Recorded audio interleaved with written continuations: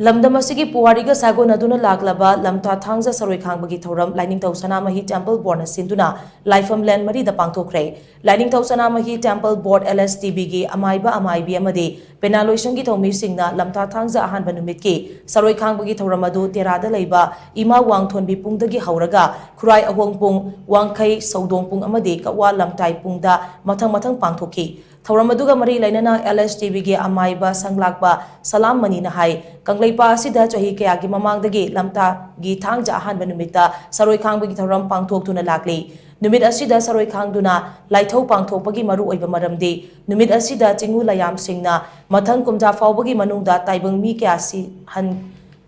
sihan nahansige haina khuthektuna khanarakpada taibang mi sing awa ana tadana ba made mikap mirau khol sandana ba thongni thauram pangthokpane numit asida aikoina chingu layam amadi saroi ngaroi kyagi mafamda Haibi mana yandemna suba singju machinjak oina thaduna laithau thauram pangthoi haina su mahakna makata na phongdokhi